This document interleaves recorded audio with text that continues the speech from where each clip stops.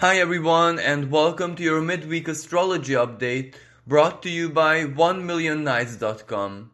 We have an extremely powerful karmic sky playing out right now, where the energies are likely to be felt and experienced in a rather uncomfortable way, because on one hand, we're still under the influence of the Pluto and Jupiter conjunction, where we can look at Pluto as change, transformation, which implicitly implies that something has to cease to exist in its current form and then transform to something totally new, or maybe an upgraded version, but either way, it still has an element of deconstruction, destruction, destabilization, so to speak. And this is true in all possible senses of the word. If we look at the world stage, well, it is our political systems, our financial systems, our social structures that are being truly deconstructed before our very eyes. And of course, in each and every culture, this is happening their own individual unique ways, but the pattern is the same everywhere. And the main theme of this period is, Pluto is the ultimate truth. Pluto is that which we hide.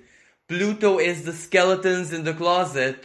So all the corruption, all the mistakes, all the skeletons in the closet, secrets, errors, nepotism, etc. is being revealed through very emotionally impactful karmic events taking place in each culture, regarding their own personal setup.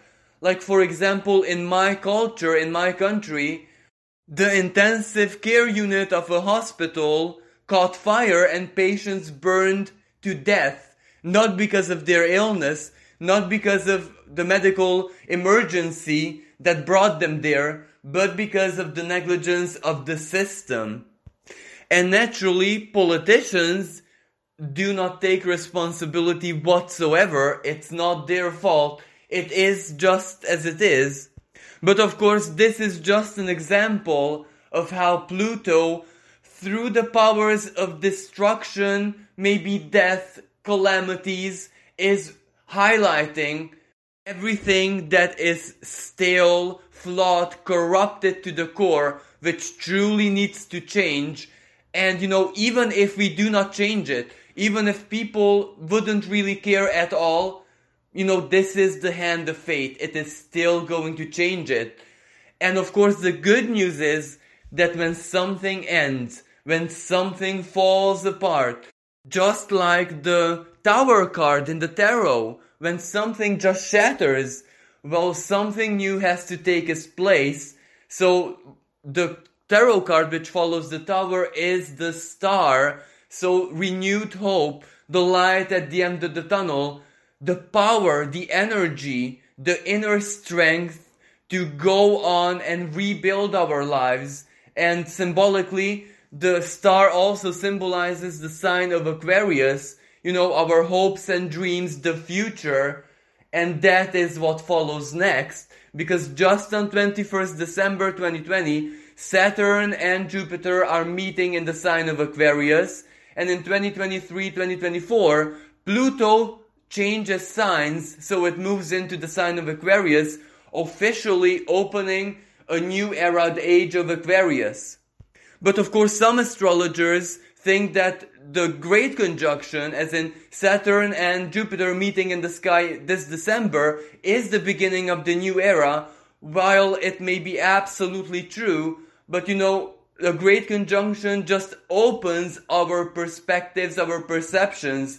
So we may perceive the new, but until we physically rebuild our lives and actually can live in the new, it will take a little bit of time. And a very relevant year in this sense is definitely going to be 2021, because that is when the old is going to confront the new. Saturn in the sign of Aquarius is our traditions, it is the old order, it is the customs that have always governed society, as in Aquarius.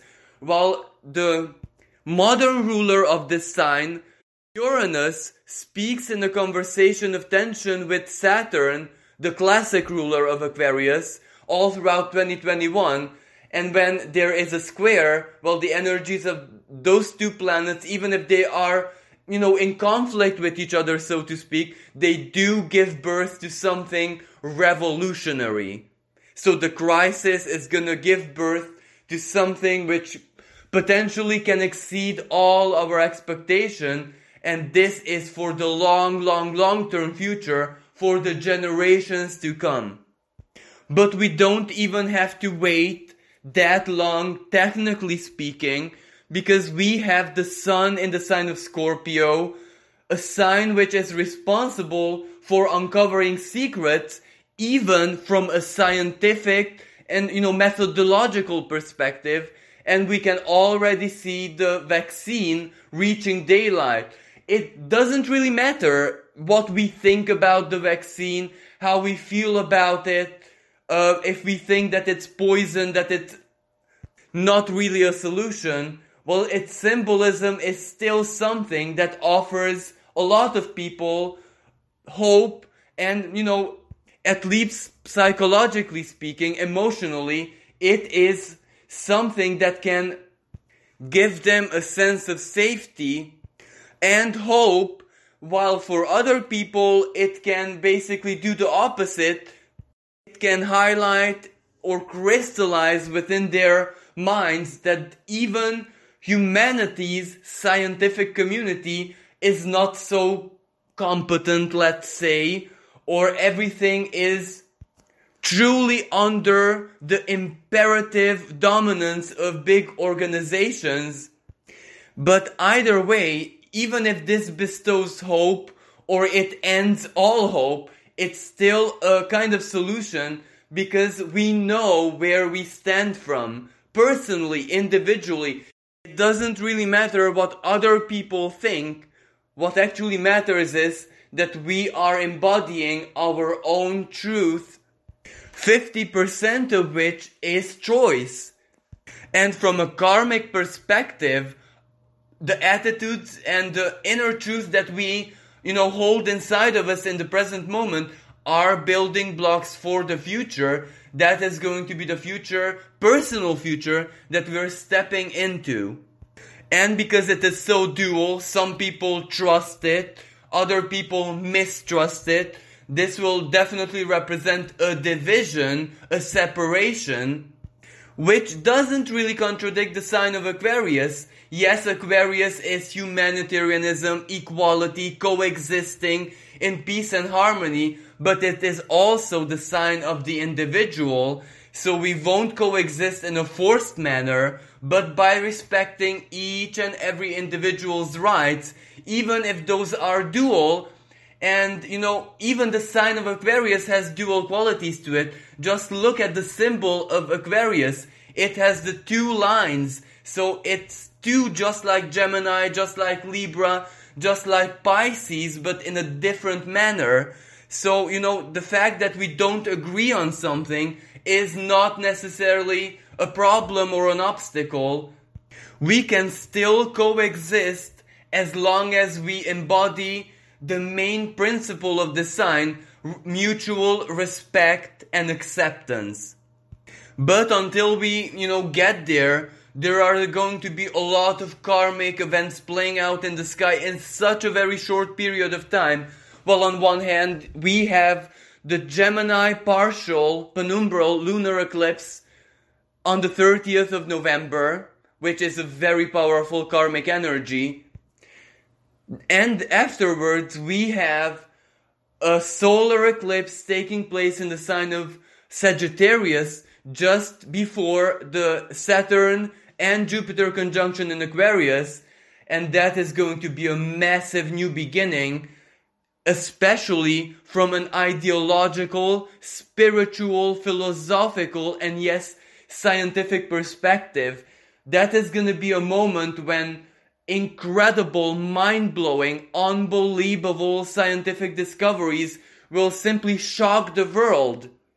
And some of those have to do, without a shadow of a doubt, with cosmology, with how the universe is built, how it functions, maybe, dark matter, maybe particle physics, maybe interstellar travel, life on other planets.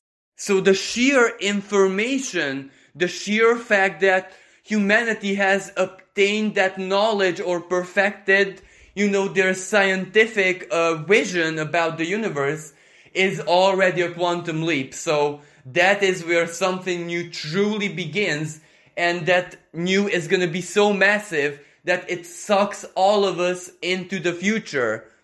And of course, what follows next is the Great Conjunction, which takes place in 0 degrees of Aquarius. 0 degrees is critical degree because that is the energy of new, but the kind of new which is never ever seen, experienced before. 0, if it can be considered a number, well, it is the matrix. It is the most pure state possible. It is like the expression of the primordial soup. And if the sign of Aquarius implicitly represents fresh and new, the next, the future, well then what a powerful combination of energy that is going to be. And on top of that, it takes place on Solstice Day, when the veil between the worlds is that much thinner. So maybe this is when our material world and the ethereal world become one. And as above, so below, as within, so without. So something will definitely change after that powerful astrological dance. Some of the massive changes are gonna definitely enter our lives over the course of the next 6 months, but some might be even instant, because at this time we have so very many direct planets. Actually, only Uranus is not gonna be direct. Mars will have moved direct, Neptune will have moved direct, Jupiter, Saturn, Pluto all are direct, Mercury retrograde ended, and by that time it's gonna be comfortably out of its shadow. So that all of that means progress, momentum, evolution, the path forward. And the reason I'm talking about all of this is because it is just around the corner. It's only a matter of weeks before we experience all of this.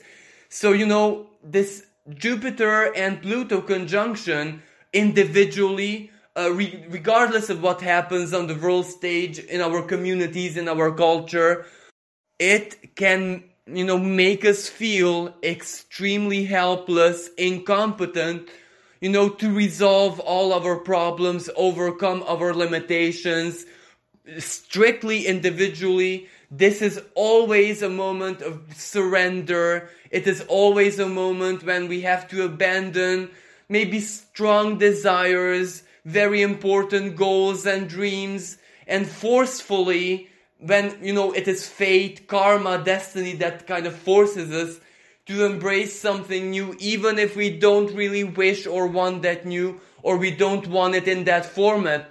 While for some people, endings and, massive closures have already taken place. For example, separations, divorce, losing a job, career, money, livelihood, their psychological well-being, their faith, their spirituality, etc. But nothing new came into existence yet. So nothing new was knocking at the door. So they may be feeling really lost and confused, and they just don't know what is happening and what's gonna happen to them, because this is mostly about the future.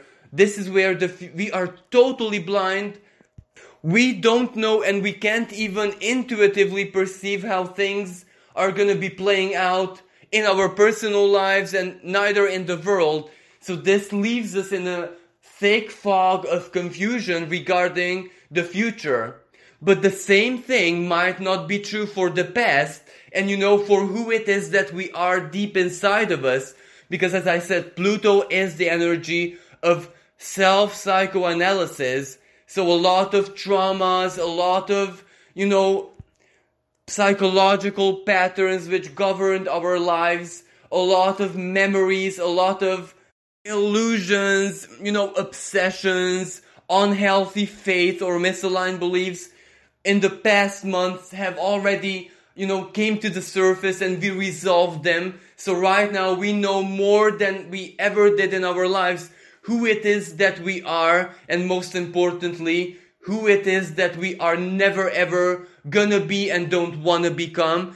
So this is like a dual state where your own personal truth is so very clear in your mind, in your heart, in your whole being, but what it means for the future is under a shroud of mystery. And to make things worse, well, Gemini is all about communication, but also a sense of identity. That identity which we project onto other people through our relationships, communications, one-on-one, human connections. And we have the North Node in here, the symbol of our karmic progress, the symbol of the future, the symbol where we're heading towards. And of course, this should contain our biggest goals and, things that we have to accomplish personally. All of this is destined, of course, but this is where Neptune, the planet, in its lowest expression, is confusion. It is like a thick fog where you just can't see anything. It is truth and half-truth, deception, lies. You just don't know how to make sense of reality, sense of life. So Neptune, in its lowest expression, is squaring that North Node. So even if we have all this truth, even if we are able to perceive things from a unique, the highest perspective, it is not helping us. It doesn't really mean anything when we want to figure out the kind of future we want to experience, or what is likely to happen, what options we have, what possibilities we have, or the methodology, because Gemini is also very practical. Gemini is the know-how, how to apply the knowledge. We may be totally clueless, and this informational mediatic warfare that is just ravaging the world is definitely making things 10 times worse for us. But you know what? It's absolutely okay. There are moments in life when it's absolutely fine not to know where you're going, not to have a sense of direction. It is absolutely fine to admit to yourself that maybe you hold all your inner truth, but you're still confused. It's still not very helpful. And at those times, the only option that we do have is to trust our souls, trust ourselves, trust our potential that we can overcome anything. And ultimately, the South Node is in the sign of Sagittarius, faith, our non-linear logic. We have to trust that the divine forces, or whatever it is that we believe in, even if it's just our unconscious minds or our instincts or our own ingenuity, we have to trust something that it will ultimately guide us and lead us to wherever it is that we are destined to move forward. So, psychologically, this may be really heavy because it's confusion after all, and the kind of a confusion where we also have the personal clarity. So, whatever takes place in our lives doesn't match, doesn't add up with the truth inside of us. And that, for some people, is the most uncomfortable feeling in the world. But all of this can make our faiths and, our relations with the divine that much stronger. Because this is where we have absolutely no choice, humanly speaking, other than to trust. And this kind of trust that we are developing right now is for the rest of our lives. And of course, this isn't anything that new or spectacular. Many generations, for example, our grandparents, the parents of our grandparents, faced much worse than this. When the whole world was in conflict, the world wars or big calamities like famine, drought, extreme earth events which shattered their lives, and they survived it somehow with great difficulty. Well, that built up a trust because they have lived through the worst of the worst. And even though it was really traumatic, it still built up a certain kind of spiritual fortitude, because it was exactly living through those very, very hard moments that gave them the true wisdom of what earthly existence is all about. Everything goes around in cycles, and when the divine clock hits the crisis theme, so to speak, well, then the whole world, everything that they knew until that moment is gonna turn into chaos. And you know what? It's still gonna be okay. There is still gonna be light at the end of the tunnel. And as they lived through all of this, they lived through the worst of the worst. And then slowly but surely, they started rebuilding their lives. And their faith that everything was gonna be okay was confirmed, and they lived it. Well, that is permanent. That is something that they're going to take with them even into the afterlife. And from a spiritual perspective, living through moments like that is the meaning of life. That is what makes you evolve as a spirit. And basically that is the gateway to enlightenment. Because if we look at the great ascended masters of humanity, the Buddha, Christ, before they reached enlightenment, well, they went through moments of torment, of pain, and of hardship, which most people could not even imagine. So pain is the alchemical component to a greater state of enlightenment. It is something that we just cannot go without. And in this day and age, we have so many solutions for pain. We have escapism, arts, TV, music, psychologists, astrologers, empaths, doctors, people who are specialized to, alleviate pain, to make the pain go away, or basically detach from pain. So the universe has to be very inventive and figure something out where no one can help us, take the pain away. The only solution is for us to confront the pain.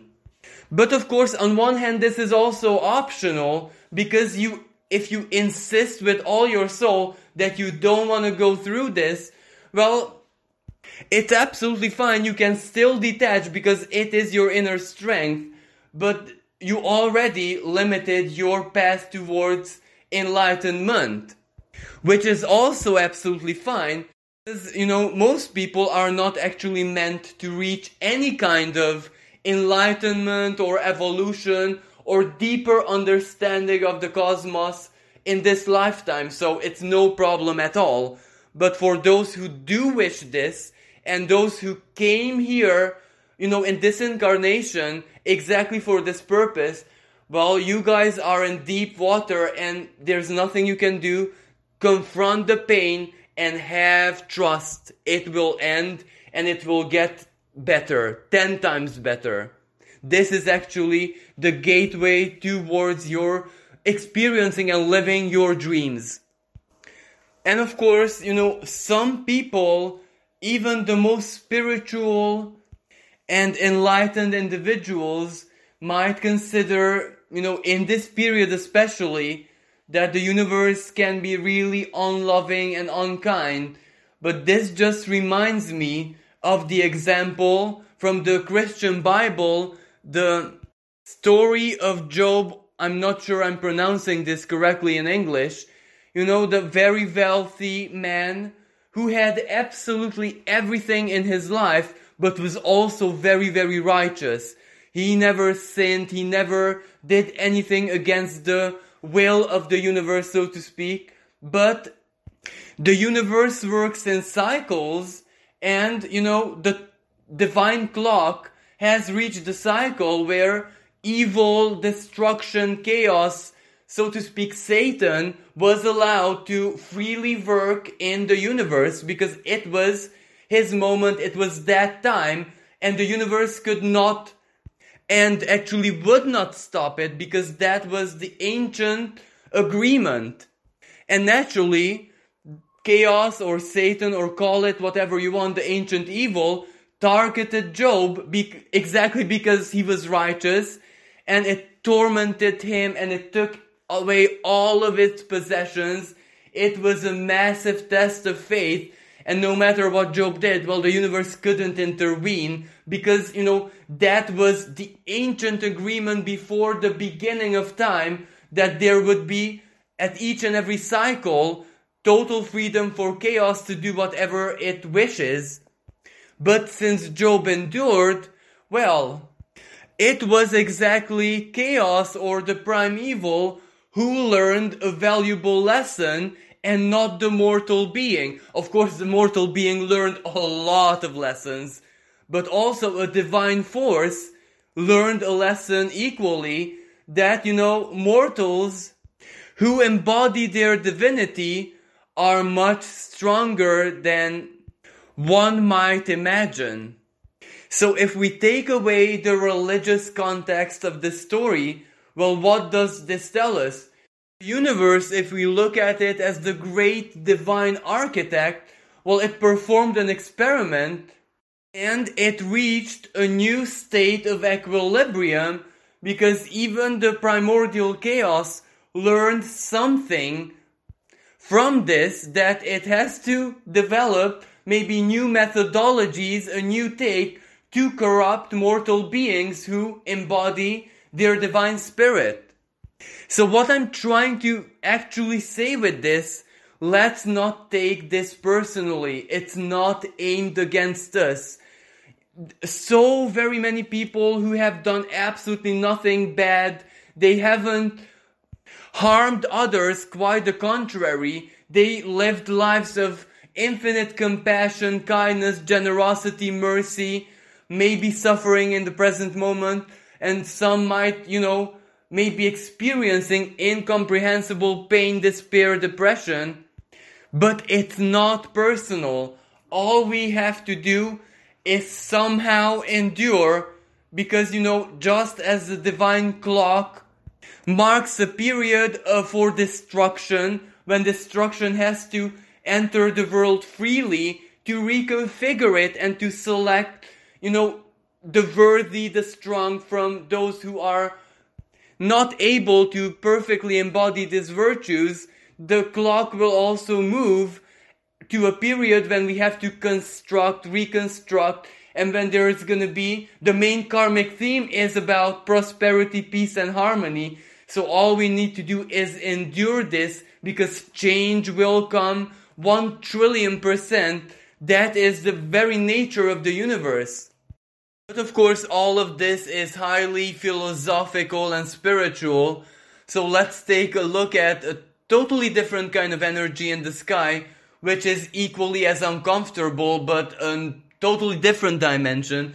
Because Venus is squaring, Venus in her home sign of Libra. So it's all about love, it's all about partnerships, it's all about the others, other people who we might love, or other people who we are connected to. And Saturn is limitations, obstacles, challenges, and temptation. And also Venus is squaring Eris, Mars' sister, goddess of discord and rebellion. So, other people might irritate us a lot in this period. So if our own personal problems weren't enough, we can also get challenges from our relationships. But since this is a square, we can truly overcome it with wisdom and life experience. So for example, if we don't lash out, if we don't say those hurtful words, if we don't verbalize and express our frustration, dissatisfaction that other people don't meet our standards, or maybe if we don't respond extremely negatively to criticism or certain kind of suggestions which might irritate us, all of this can change very, very quickly as Venus breaks up these conversations of tensions that she is holding. And when she does, this can actually turn into something positive. For example, let's say you're in a committed relationship and you choose not to hurt your partner. You choose to be understanding, even if it is painful at times. Well, this can consolidate your relationship, and the level of trust and appreciation that can be born out of the square, it can be for life. Overcoming these Venusian squares with understanding, patience, maybe sometimes doing or being more patient with other people than we would be with ourselves is the key to earning the respect of certain people who we love dearly for the rest of our lives. Because, everyone is going to remember this hardship, this tension, this confusion, but they're also going to remember your attitude, that you were patient, that you led by example, that you chose to swallow your frustrations rather than lash out, and that can turn into deep loyalty. And this is the kind of energy which forms soul partnerships which exist even after we leave this life. Some soul partnerships are formed, let's say, outside of matter, in the ether, when we're just consciousnesses, when we're just souls, when we're not in this material dimension. But some are actually formed in this dimension because something that happens here, and those two souls overcome it together, builds such a deep level of respect and trust which cannot be broken even after, death, after the final transformation. And as a conclusion, well, it doesn't matter where the hardship and pain sources from. May it be your material life, your relationships, your relation with the universe, your spirituality, your faith, your worldview, etc. We also have the sun holding sextiles with the planets in Capricorn. Today, the sextile with Saturn is the conversation which is exact, so it is the predominant energy, which means that we do possess the inner strength, the faith to overcome all of these hardships, and of course, overcoming them is going to transform this experience into one of the most valuable life lessons that are going to see us through the rest of our lives, basically. Like Saturn is also a very material energy, so you might not really know what this experience is going to turn into in tens of years, let's say. Maybe this will be how you live through this. It's going to be a bestseller book. Maybe this is what you're going to be talking about in a talk show. Maybe you are going to be teaching young people how to cope with crisis, with stress, how to sort out their psychological imbalances and problems, so you don't know what this experience can lead you to do in the long-term future. So as negative as this can be perceived in the present moment, this is truly alchemical gold. This is soul level value. This is like alchemically turning lead into gold. Lead is the pain, of course, and gold, the inner value that is going to result out of this. So all I can say is, please have faith, please trust and endure. All of this is going to turn into something more than positive, but in the long-term future. And in the short-term future, we are definitely going to reconstruct everything. And, after Saturn and Jupiter are going to leave the sign of Capricorn. Slowly but surely things will get better. Each day will feel a little bit lighter. Each day will have just a tiny spark of hope more. And of course, after the Great Conjunction takes place in Aquarius, maybe a lot of new options, a lot of new opportunities are going to be out there for all of us. Not just, fixing our lives or our minds, our souls, but also witnessing, seeing the construction, the rise of the new era, which promises equality and a better life for all of us.